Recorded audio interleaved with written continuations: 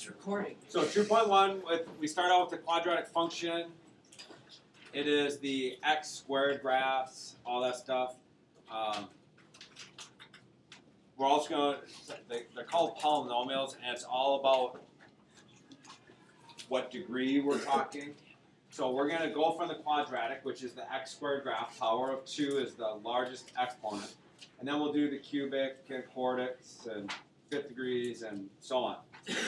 So one of the things that we ask you to do is write it in that descending order. Descending means going down the stairs. So you should always have the largest exponent first. If people are out to trick you, they will mix up all the terms to see if you're paying attention. Okay?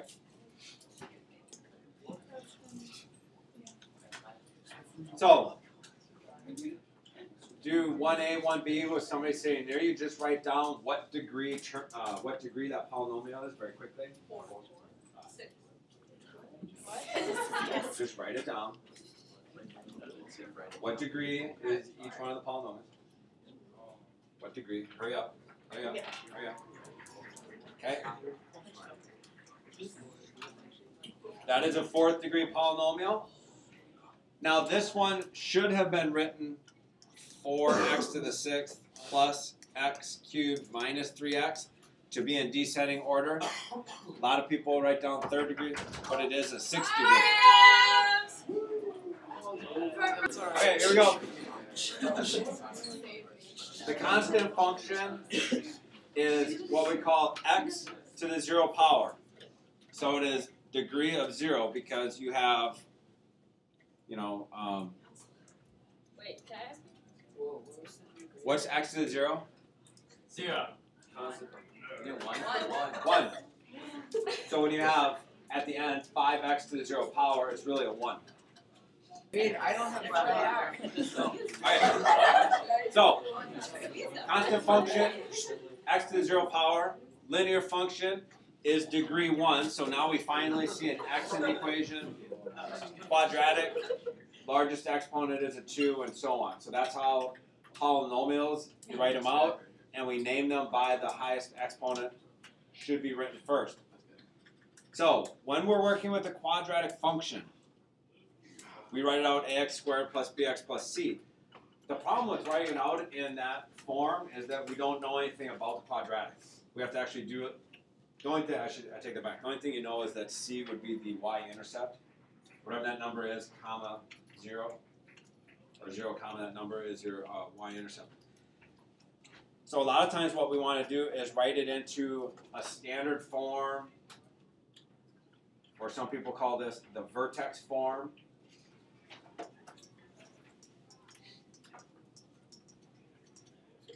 Because if I write it in vertex form, now I can tell where the max or min is located. So I can, wherever the vertex is, it's either maximum or minimum. And by what's out in front of it, it tells me if it opens up or opens down. So just by looking at it, there's more information.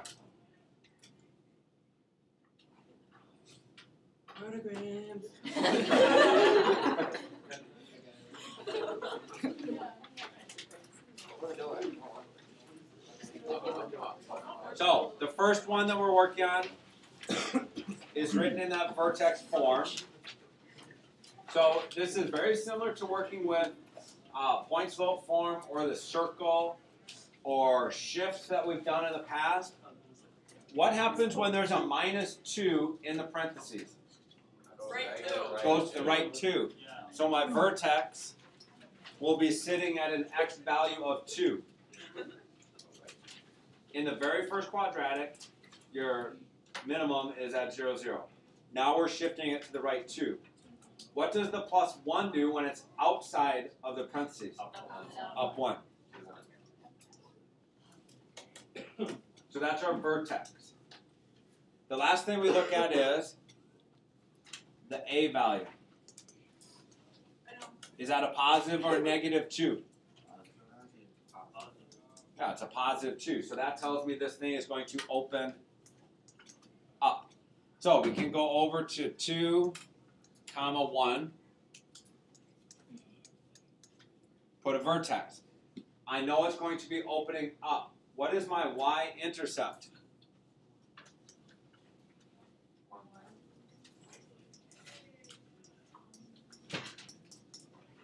What did I make 0?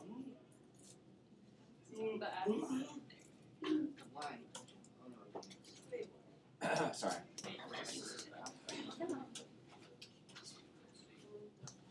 Kind of back that up. Just a second. Here we go. I'm making x 0.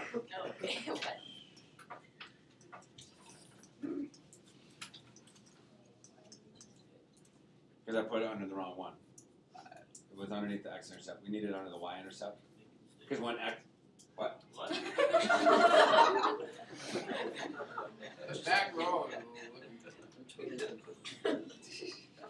So what happens when you make y 0? What do you get? 9. Negative 2 squared is 4, times 2 is 8, plus 1 is 9, right? So that is the easiest of the two intercepts. So we're going to plug that in. 1, 2, 3, 4, 5, 6, 7, 8, 9.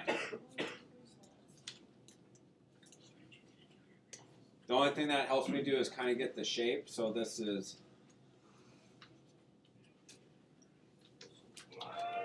Are we going to have any x-intercepts? Does that graph hit the x-axis at all? Okay, so we don't have any x-intercepts. You can see that it's shifted above the x-axis and it's opening up.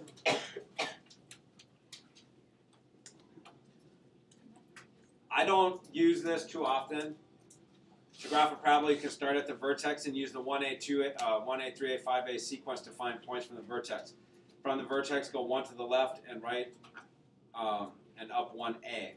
So you always multiply 1 times A. Then go to the left and right 1 and up 3A. Then left and right 1 up 5A.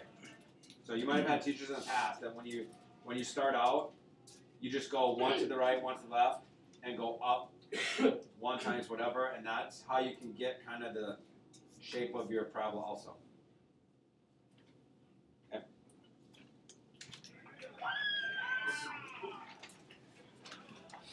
The problem with this particular chapter, one of the things that's going to happen is we're going to study it today, we're going to talk about it, and then we don't do anything else with this vertex form, so you got to pay attention. What the problem is, we have kind of this quadratic form, and if we want to go to vertex form, does anybody know what we have to do?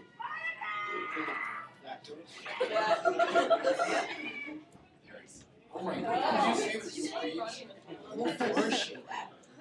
I'm scared. It was just one person.